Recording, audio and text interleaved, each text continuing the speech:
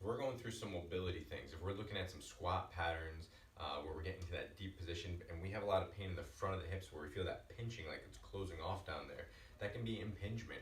And what happens there is that limits how deep we can get into our squat. And it could be from a variety of things. It could be tightness in the front of the capsule, it could be tightness in the back of the hip, but we know that it limits our squat position. So if you get down and you feel like that is restricted there, then we have to make a compensation for it. We don't go through that roadblock. What we do is we go around it. So we might squat and then we have to really kind of rotate one leg out to get below it, or we might find that that leg buckles in to get around it. But if we can correct the hip position, it's gonna take away all the compensations.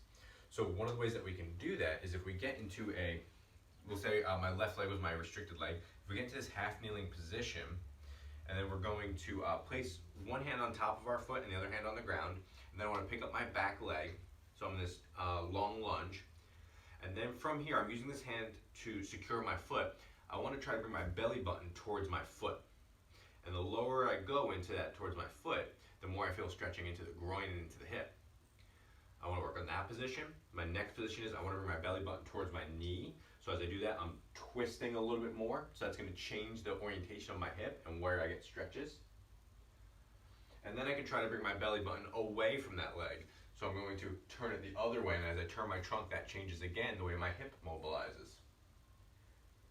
Okay, so I take those three positions of belly button towards my foot, belly button towards my knee, and belly button away from my knee.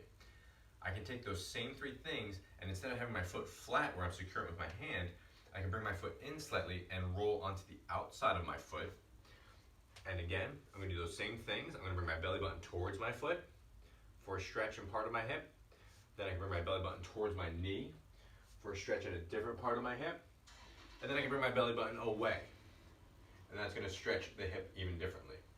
So all three of those, as I get some more mobility in the hip, that's going to help me get to that deep squat. Because if we think about this, when I'm in this position, you know, I'm working on trying to get into this deep hip flexion with my knee and my foot stable. Right? So when I get into my standing position and I go back into my squat, now I have more clearance in that hip and I can get down into that deep squat, keeping those knees out without any compensations.